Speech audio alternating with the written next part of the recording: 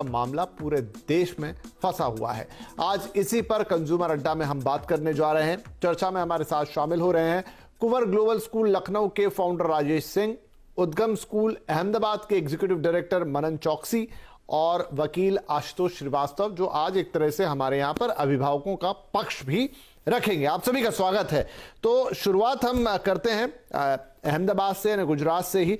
मनन चौकसी साहब, राज्य सरकार का ये फरमान और फिर उसमें कोर्ट का भी इंटरवेंशन की जब तक स्कूल बंद हैं तब तक फीस ना ली जाए। बच्चे स्कूल नहीं आ रहे, जरूर है कि ऑनलाइन क्लासेस चल रही हैं, लेकिन जब तक स्कूल ना खुले और जो हालात है उसे देखते हुए फीस को ना वसूला जाए। अब गुजरात के स्कूल जो हैं वो इसका विरोध कर रहे हैं। इस विरोध का कारण क्या है?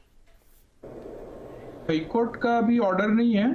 ये हाईकोर्ट में केस पीआईएल चल रहा था, तो हाईकोर्ट ने ऐसा बोला गुजरात सरकार को कि आप अपना सेल्फ फाइनेंस स्कूलों के साथ बैठ के आप कुछ ऐसा फॉर्मूला बनाइए जिसमें पेरेंट्स को कुछ फीस कम की पे करनी पड़े।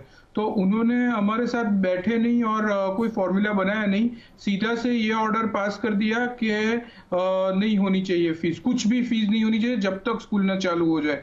सो ये थोड़ा वो हो गया, ड्रैकोनियन प्रोविजन हो गया। और दूसरा प्रॉब्लम ऐसा हुआ है कि हमें फीस ऑनलाइन क्लासेस चालू रखने के लिए बोला, बट सैलरी देने के लिए बोला, लेकिन हम फीस नहीं पे कर सकते।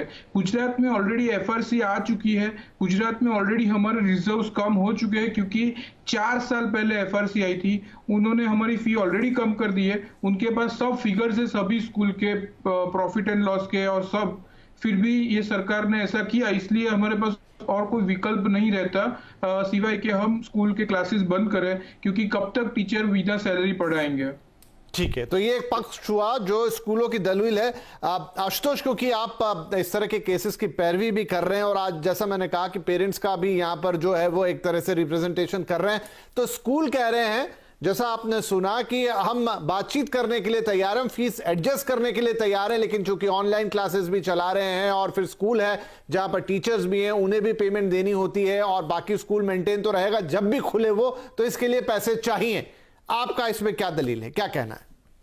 देखिए, मेरा इसमें यही कहना है कि जो गुजरात हाई कोर्ट जिसकी हम बात कर रहे हैं, पहले तो मैं बताऊं कि जो हमारा 86th अमेंडमेंट हुआ था जो कॉन्स्टिट्यूशन में, उसमें हमने राइट टू एजुकेशन को लाया था अंडर आर्टिकल 21A में, उसको ऐड किया गया था। तो कहीं ना कहीं ये एक राइट टू एजुकेशन बहुत इंपॉर्टेंट है हमारे कंट्री के लिए और ये बहुत ही इंपॉर्टेंट मुद्दा है। अब अगर हम गुजरात हाई कोर्ट की बात करें, तो जो 19 जून को 2020 को जब इतने सारे पीआईएल्स आए थे गुजरात हाई कोर्ट में, तो गुजरात हाई कोर्ट ने सरकार से जो है एजुकेशन डिपार्टमेंट से जो है इसके ऊपर जो है जवाब मांगा था। और ये जवाब के हिसाब से इन्होंने 16 जुलाई को अभी एक जो है जीआर बनाया गया, गवर्नमेंट रिजोल्यूशन, जिसके अंदर बेसिकली 3 चीजों को जो है पुट अप किया गया है सरकार द्वारा, गुजरात सरकार द्वारा। जिसमें जो पहला है कि भाई जो जब तक स्कूल बंद है तब तक के लिए कोई भी फीस वसूला ना जाए। और दूसरा जो है कि जो बच्चे जिन्होंने फीस नहीं दिया है उनको एक्सपेल ना किया जाए, उनके एडमिशन को कैंसिल ना किया जाए। और थर्डली कि जो जिन्होंने अगर फीस पे कर दिया है, जो पेरेंट्स ने, उनके फीस को आगे के जो भी कोर्सेज हैं उसके अंदर उसको एडजस्ट किया जाए। तो इस तरह से जो है मतलब सरकार ने इस तरह से इस पे डिसीजन लिया और जीआर बनाया। हालांकि अभी भी ये मैटर पेंडिंग है गुजरात हाई कोर्ट में, और मेरे ख्याल ये मैटर अभी कल जो है पेंडिंग है 24 जुलाई को। नहीं, ठीक है, देखिए कोर्ट की बात और सरकार की बात अलग है, लेकिन यहां पर हम बातचीत कर रहे हैं कि होना क्या चाहिए। ये दोनों तरफ के तर्क हम ले रहे हैं। एक तरफ पेरेंट्स हैं जो परेशान हैं, जिनके किसी को सैलरी कट है, किसी का जॉब नहीं है, ऐसे में अगर बच्चा स्कूल से निकाल दिया जाए तो बिल्कुल गलत बात है, पूरी की पूरी फीस ली जाए वो भी गलत है। जी, इसी में अगर हम देखें तो जो अलग अलग जो हाई कोर्ट्स हैं उनके थोड़े अप्रोच भी अलग रहे हैं। क्योंकि अगर हम Punjab and Haryana high court की बात करें तो उन्होंने जो है बोला है कि ठीक है आप ट्यूशन फी ले सकते हैं, है ना, अगर ऑनलाइन क्लास नहीं भी है तो आप ले सकते हैं, बट उन्होंने भी कुछ रेस्ट्रिक्शंस उसमें डाले हैं। उसमें उन्होंने कहा है कि जो है अगर आपको जो फैसिलिटीज नहीं दे रहे हैं या जो एक्टिविटीज अगर आप नहीं करा रहे हैं, आप उसका पैसा मत लीजिए। आपका जो खर्चा आ रहा है, जो आपका एक्चुअल खर्चा आ रहा है स्कूल चलाने में, आप सिर्फ उतना ही वसूल कीजिए, क्योंकि ऑनलाइन क्लास चलाने में जो एक्सपेंस है वो काफी कम है। एज कंपेयर टू जो नॉर्मल क्लासेस चलते हैं, क्योंकि उसमें फैसिलिटीज देना पड़ता है। आजकल प्राइवेट स्कूल में एयर कंडीशनर्स भी चलते हैं, तो ये सारा खर्चा नहीं हो रहा है और लिमिटेड स्टाफ का उसमें इस्तेमाल हो रहा है। बहुत जगह पे अगर आप देखेंगे तो सैलरी कट करके भी स्टाफ को दिया जा रहा है, लेकिन स्टूडेंट से पूरा पैसा वसूल किया जा रहा है जी। और इनफैक्ट अगर मैं देखूं कि हर साल लगभग 15% 20% स्कूल जो है फीस बढ़ाता जा रहा है, जो कि ऑलरेडी हायर साइड में पहले से था प्राइवेट स्कूल्स में। अगर आप देखेंगे, एक तो पहले जो इंजीनियरिंग की जो पढ़ाई का कॉस्ट आता था, आजकल स्कूल का कॉस्ट उतना होने लगा है एक साल में। इनफैक्ट सर उससे ज्यादा होता है। इंजीनियरिंग तो पहले एक वक्त था जब सरकारी कॉलेजेस में 10, 20 और 30 हजार रुपए में हो जाती थी। इनफैक्ट अब उनकी भी फीस बढ़ गई है, लेकिन उसकी तुलना स्कूलों से तो की ही नहीं जा सकती। स्कूल इनफैक्ट बहुत महंगे हैं। लखनऊ से हमारे साथ है राजेश सिंह जी। राजेश जी भी खुद एक स्कूल चलाते हैं, स्कूल के करता धरता है। राजेश जी, आपको ये चीज क्या लग रही है? क्योंकि देखिए, ये बात तो सही है कि ये शिकायत बहुत सारे स्कूलों से मिल रही है कि उन्होंने टीचर्स की सैलरी तो कम कर दी है, बहुत कम टीचर हैं, ऑनलाइन क्लासेस ही हो रही हैं जिसके खर्चे बहुत कम है, लेकिन स्टूडेंट से पूरी फीस वसूली जा रही है और यहां तक कि जो नहीं भर पा रहा है उसे एक्सपेल भी कर रहे हैं, जो कि बिल्कुल गलत है। ऐसा है कि कोई भी बिजनेस चलता है परसेप्शन पे, और हम ये बहुत दिनों से देख रहे हैं कि स्कूल का परसेप्शन समाज में, हम लोग जिस समाज में जीते हैं वहां पर स्कूल का परसेप्शन बुरा होता जा रहा है। इसके लिए कहीं ना कहीं हमारी स्कूल फर्टिलिटी भी जिम्मेदार है। और आप खुद से देखो कि हमने खुद, हमारा स्कूल कुंवर्स ग्लोबल स्कूल यूपी का पहला स्कूल था, इंडिया का पहला स्कूल था जिसने अपने फीस में 25% का डिस्काउंट किया। दूसरी बात, हमने अपना ट्रांसपोर्टेशन चार्ज और जो फीस थी वो सब भी हटा दिया। इसके बदले में एसोसिएशन से हमको झगड़ा लेना पड़ा। एसोसिएशन हमको अपने टीम से बाहर निकाला। इसका मतलब ही कहीं ना कहीं एसोसिएशन भी ये अपना मैसेज दे रहा है, या स्कूल फर्टिलिटी ये मैसेज दे रही है कि हम लोग समाज के साथ नहीं खड़े हैं। आप देखो, इस पैंडेमिक में पुलिस का बहुत निगेटिव अप्रोच था, डॉक्टर्स का बहुत निगेटिव माना जाता था, लेकिन उन्होंने अपनी इमेज को सुधार ली। लेकिन हम स्कूल वाले इस चीज को समझने को तैयार नहीं है। हमको भी ये समझना पड़ेगा कि पेरेंट्स भी परेशान है, उसकी परेशानी को समझना पड़ेगा। अगर नहीं समझेंगे, हम स्कूल ट्रस्ट पे चलाते हैं, हम सोसाइटी पर चलाते हैं, और खुलेआम उसको प्राइवेट लिमिटेड कंपनी की तरह से नहीं चलाया जा सकता।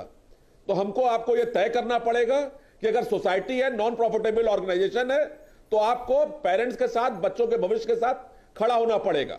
दूसरी बात, पेरेंट्स को भी यह बात समझनी पड़ेगी कि स्कूल एक समाज की चीज है, समाज से जुड़ी हुई चीज है।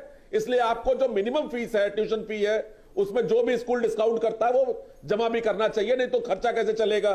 तमाम इंटरेस्ट का पैसा लगता है, सिक्योरिटी गार्ड रहता है, टीचर्स हैं, गार्डनर हैं, वो सब भी मेंटेन करने के लिए चाहिए। तो ये म्यूचुअली है, ये समझना चाहिए। और इसके पीछे मुख्य कारण है जो हम लोग स्कूल को दुकान बना दिए। स्कूल की दुकानदारी सबसे बड़ा इशू है हमको बदनाम करने के लिए, और स्कूल को आज भी यह समझ लेना चाहिए इसके लिए कि हमको दुकानदारी से बचना पड़ेगा। बच्चों को रोल नंबर नहीं बना सकते हम।